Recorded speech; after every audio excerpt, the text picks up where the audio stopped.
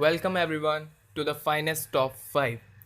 Today I'm gonna tell you about 5 times when human race came close to extinction. We have all heard the predictions about how the world will end and what will be the cause of human extinction. An incurable illness, global warming, a nuclear war.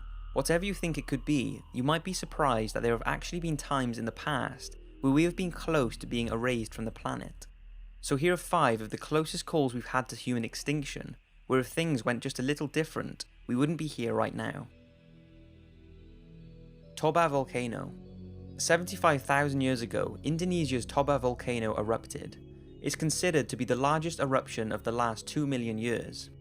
It spewed up to 3,000 cubic kilometers of ash, unleashed millions of light-blocking particles, and the catastrophic event would have cooled the planet and reduced rainfall, killing off plants and creating a massive food shortage for humans and animals. It's thought this changed the course of human history and severely reduced the human population almost to extinction. The eruption reduced the global temperature by up to 3.5 degrees Celsius, and in some places it's even thought to have dropped as much as 20 degrees. And although some researchers disagree with this, it's also thought to have caused a global volcanic winter of 10 years due to the thick vapour in the air blocking out the sun's heat.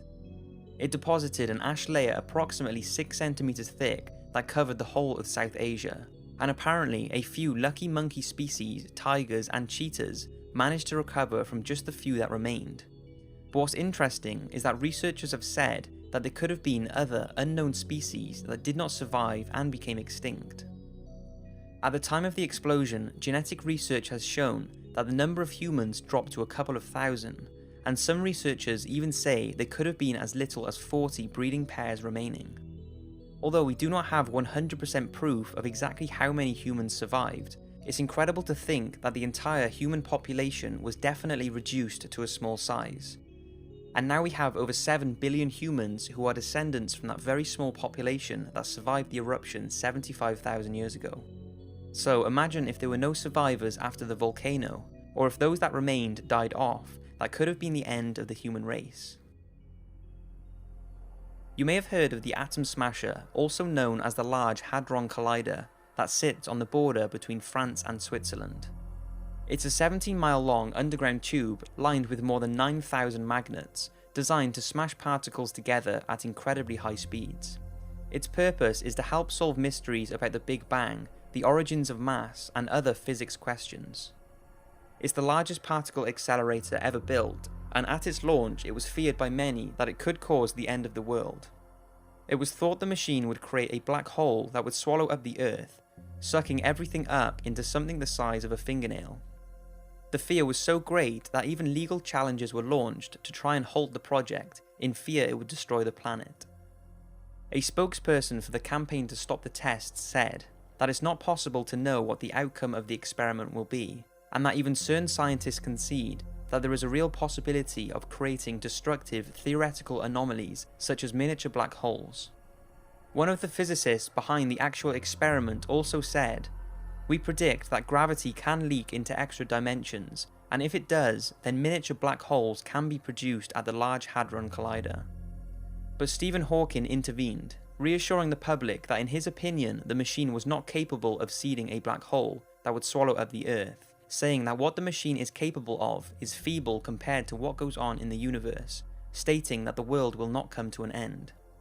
Well, on September the 10th, 2008, the world's largest and most powerful accelerator was switched on, and nothing happened. Despite all of the end of the world headlines, a microscopic black hole was not triggered and it did not devour the Earth. Soon after the initial startup, the machine was shut down due to some technical problems, and recently started up again in April 2015, scheduled to run at maximum power, twice that of its first run. So, we are all still here to tell the tale, but do we really know what this machine is capable of? When we're talking about universe mysteries, creating big bangs and such, you know that anything goes. So although it didn't happen, the probability of it creating something that could destroy the planet certainly wasn't zero. The Ebola outbreak in West Africa caused a massive fear of a global crisis, one of the biggest scares we have had in years, but it doesn't compare to the plague. Due to the time periods it was around, poor hygiene and the lack of treatment, the plague was one of the deadliest and uncontrollable diseases ever. It's first thought to have originated in China and was spread by infected fleas living on rats. It struck in 3 major pandemics, the most devastating being the second, which started in the 14th century and carried on right up to the 19th century. During those times, the plague had the potential to wipe out the entire human race, and at the time, people thought that was going to be the outcome.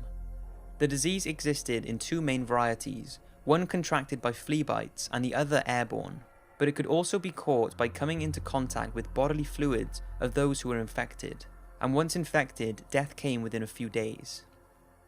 Things got really bad. It wiped out half of China's population, 60% of Europe's, and 1/8 of Africa's. It killed most doctors and thousands of villages were abandoned. All in all, it's estimated to have killed up to 200 million people. Luckily for the human race though, transport at that time was very limited, so the spread of the disease was largely contained within communities. But had it also spread as bad as it did in Europe to other parts of the world, then things would have been a whole lot worse. Over time, the amount of infected people massively declined, and although it's still out there today, only a few thousand cases a year are reported, and if caught within the first day, antibiotics can prevent death. Historians have said that if the plague peaked a few hundred years later, when travel was much more sophisticated, the impact would have been much more devastating and could well have wiped out the human race.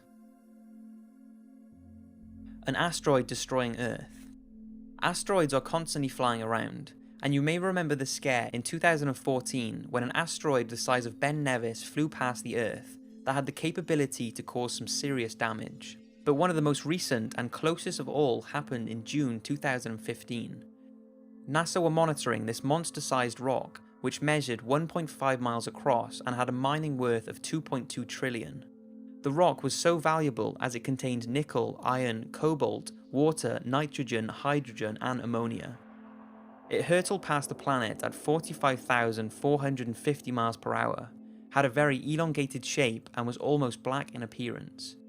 It was 15 times the size of any other asteroid that has passed close to Earth, and it caused astronomers and scientists to demand global action to develop a system to destroy or divert asteroids like this if it was likely they were on a collision course with Earth. Although the rock did pass safely at a distance of around 4 million miles, which in space is not actually that far, if it had altered its path just slightly, which was a high possibility, then its destruction to our planet would have been catastrophic, because we simply would not have been able to stop it. When small meteors enter the Earth's atmosphere, they go from travelling through space, which is virtually a vacuum, to now travelling through air, so they burn up due to the resistance the air has on them. But when we're talking in the size of asteroids, like the size of this one, at over 1.5 miles in size, then it would break up, but it would create hundreds of bomb-like rocks that would crush everything in their paths, cause tsunamis across our oceans, earthquakes, and global extinction.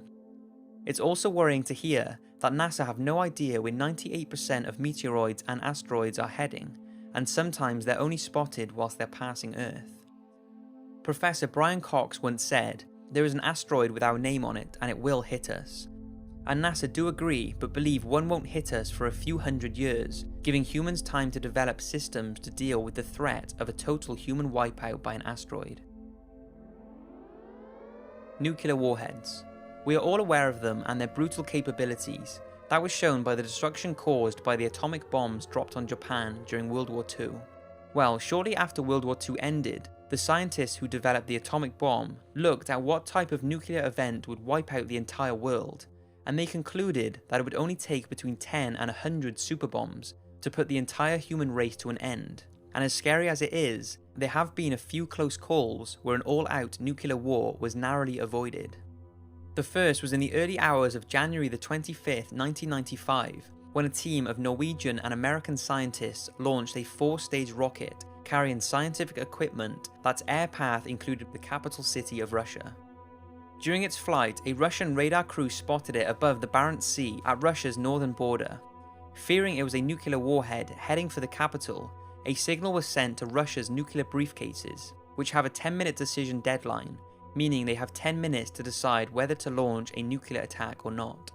Russian President Yeltsin activated his nuclear keys, orders were given to go into a state of combat readiness, and the Russian commanders waited for the order to launch a nuclear war against the US.